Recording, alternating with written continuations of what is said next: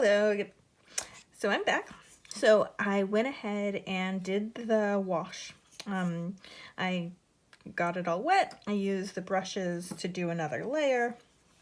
And so here we have it pretty darn clean at this point. And so, I mean, there's still some dirt and stuff, but you get a general sense of what you have in this wood that you're working with. Getting the initial wash done. So I also started just getting out my pocket knife and just kind of started taking off some layers to see what's underneath. So this initial layer is it has kind of even this quirky like quality. So one thing I want to point out is that, like most people, I have negative voices in my head that criticize my work as I go along. And so one of the main voices is that I'm not actually knowledgeable of things, because there's probably a specific term that different woodworkers or people that are expert in driftwood would know and call something about the soft layer. And if you want to know what it's called, you should find out about them. So I'm not here to teach you that. And also, I don't have any formal training in whittling. And so you might want to look into another person if that's what you're looking for. Everything I do, as I mentioned before, is intuitive. And I will be regularly talking about these negative voices and kind of highlighting and addressing them as I go along, just so you know. And so, my next step, you can kind of see, letting my intuition go, I want to start seeing what's under this layer right here, the first outer layer. Like, what does it look like? What does it feel like? And so I'll be exploring that a little bit more in the next step. I don't know if you can see this piece. I don't know, Elsie. There's a greenness to it. Right here. Let's see. I don't know if you can see it. I'll review the video once it's done. And so also, there's a number of layers to seeing colors. Colors can have a lot of different meanings, and there's the chakra color, definitely of green, of the heart, and then there's also green being that of growth, green being that of money, and so I think that recognizing that, seeing a color like this, so I've seen a lot of different colors when I've worked with wands. Sometimes I've seen blue and purple and magenta, and so I just kind of take that as part of this exploration and what this wand is. And so as one explores wands and wand making,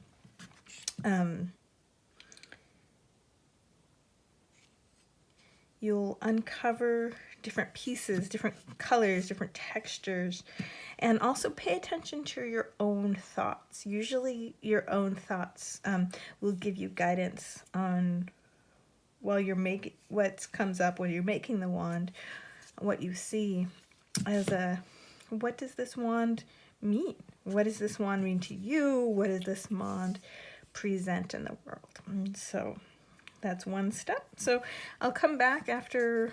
I'll probably do some whittling and sanding. I'll let you know what level of sandpaper I use too.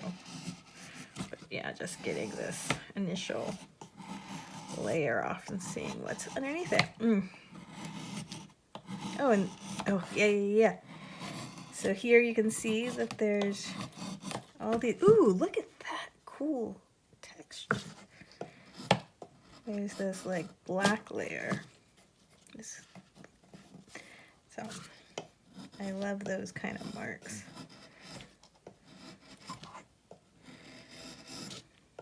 Oh, there's a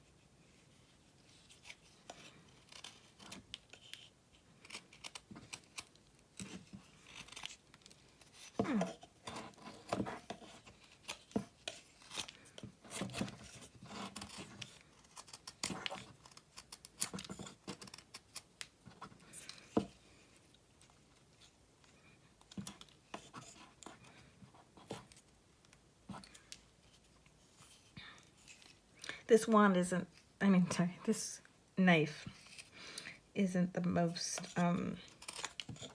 sharp. It's an older knife of mine.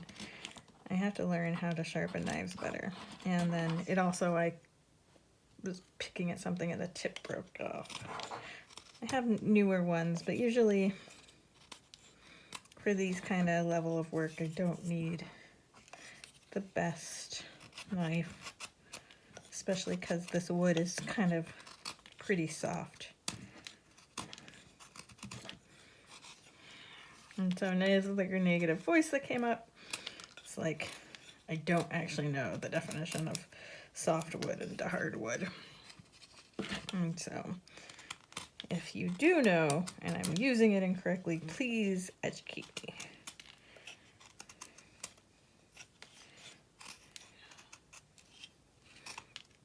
Oh, I really just like that now. Isn't that kind of cool?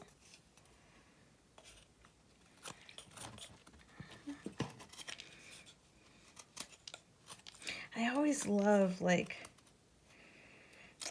little crevices like this, right? Because it's amazing how this little thing can have mystery, right? You don't know what's under here.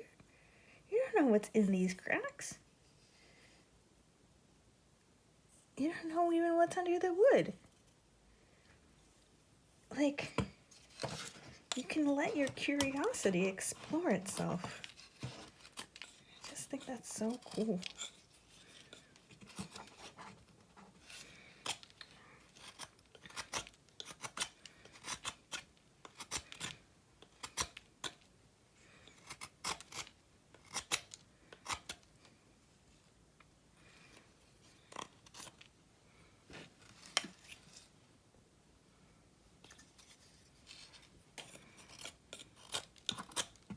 Okay.